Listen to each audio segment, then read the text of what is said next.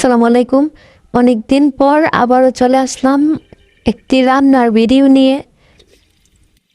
তো প্রথমে আমি দিয়ে দিলাম তেল, তারপর পেঁয়াজগুলো দিয়ে অনেকক্ষণ নাড়ানাড়ি করলাম। তারপর যখন পেঁয়াজগুলো এমন বাদামি রঙের হয়ে গেল তখন দিয়ে দিলাম পেঁয়াজ বাটা, তারপর দিয়ে দিলাম রসুন বাটা, তারপর দিয়ে দিলাম আদা বাটা, তারপর সবগুলোকে মিশিয়ে নিলাম।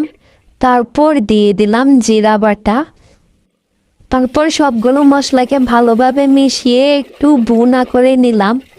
তারপর দিয়ে দিলাম হলুদের গুঁড়ো 2 চামচ, তারপর দিয়ে দিলাম মরিচ গুঁড়ো 3 চামচ, তারপর দিয়ে দিলাম স্বাদমতো লবণ। তারপর আমি মশলাগুলোকে ভালোভাবে মিশিয়ে নিলাম।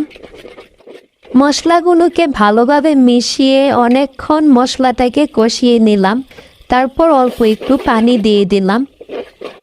এখানে আমি লাল মুরগির মাংস নিয়ে নিলাম। তারপর মাংসগুলো পাতিলে দিয়ে দিলাম।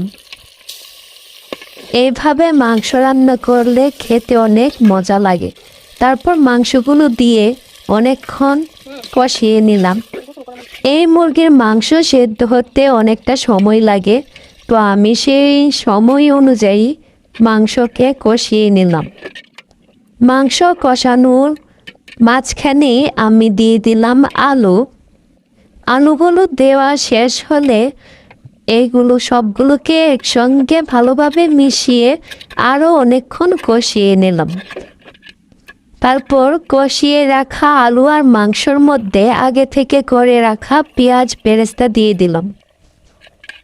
পেঁয়াজ বেরেস্তা দেওয়ার পরে আমি আরও কিছুক্ষণ মাংসগুলোকে কষিয়ে নেব।